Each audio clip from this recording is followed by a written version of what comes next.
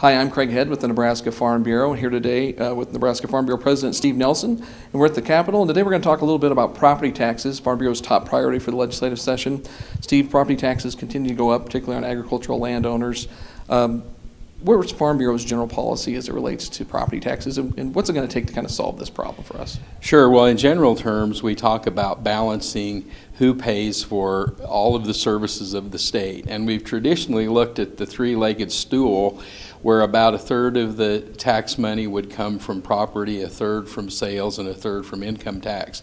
Today, 48% of the total funding for state and local government entities comes from property tax, 48%, 32% from income tax, and 20% from sales tax. So you can see right there's a huge imbalance in which type of tax is being paid. Then there's also a balance within property taxes between who's paying there. And again, agriculture is carrying the large proportion of that. About a third of the total property tax is being paid by Nebraska farmers and ranchers, representing only about 3% of the population. So really two pieces in there that represent an imbalance. So what we're talking about is, how do we fix that? How do we balance who pays and what sources of tax revenue is used to pay for that?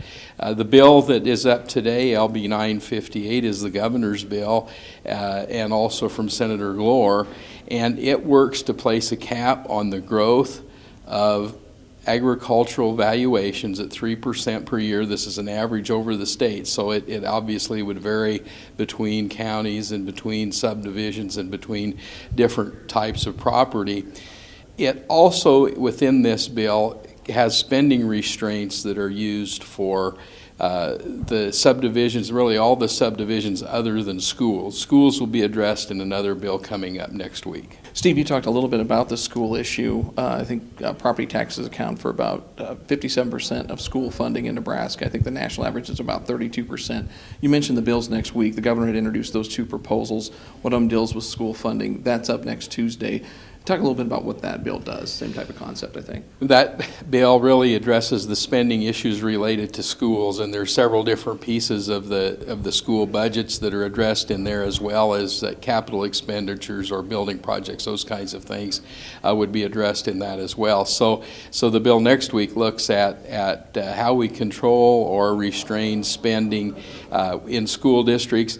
There's lots of different ways or pieces in solving this problem. In addition to the spending restraints talked about for education in LB 959, our policy says that no more than 40% of the funding for education should come from property taxes. So that could be less than 40%, but not more than 40%. And so that really is our long-term goal, is what we're trying to achieve. And that works us towards that balance that we talked about earlier between property tax, sales tax, and income tax. Okay, great.